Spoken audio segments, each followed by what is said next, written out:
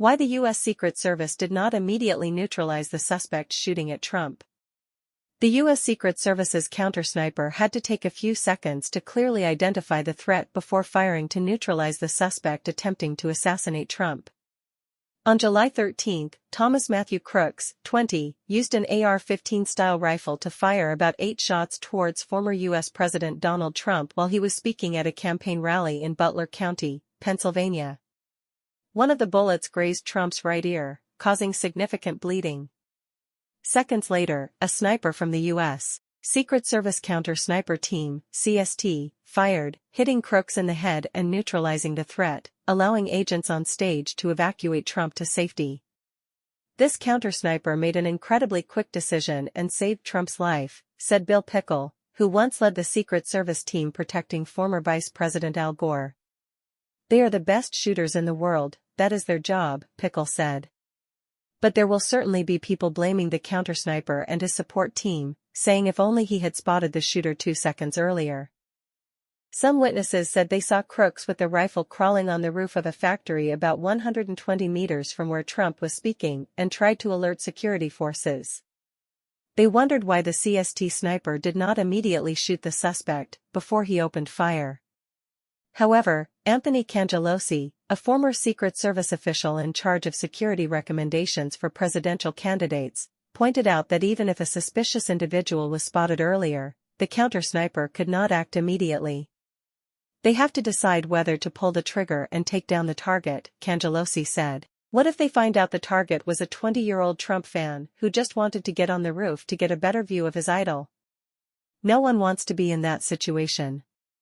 Crooks was reportedly crawling low in a military style on the roof, with the rifle held horizontally in front and obscured by the roof edge, making it difficult for the sniper to detect the weapon. It was only after Crooks fired 3 consecutive shots towards Trump from over 120 meters away that the sniper on the warehouse roof behind the stage scanned the area and quickly transitioned to a combat stance. During these few seconds, Crooks fired at least 5 more consecutive shots before being taken down by the sniper.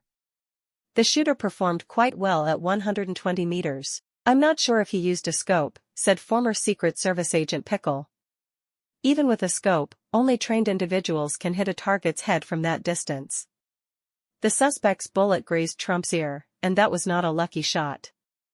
The suspect must have been trained in shooting. The FBI is investigating Crooks' motive. Pickle noted that besides identifying the threat, the counter-sniper was also affected by other external factors, which caused a delay of a few seconds in responding after spotting Crooks crawling on the roof. The most critical decision is how many counter-snipers to deploy.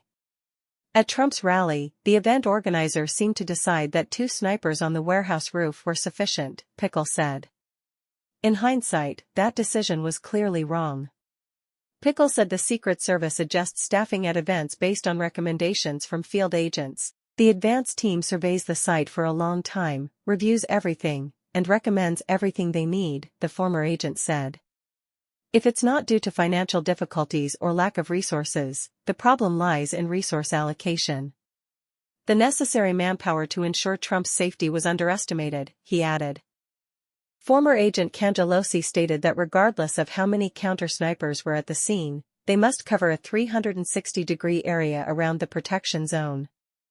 Those snipers have to expose themselves for about 4 hours in 37 to 38 degrees Celsius heat, and if there was an additional team or drone support, the shooting might not have happened, Pickle said. The counter-snipers at the event seemed to focus too much on the nearby trees, considering it the primary risk. "They look at everything that could be a hiding place for an assassin," Pickle explained.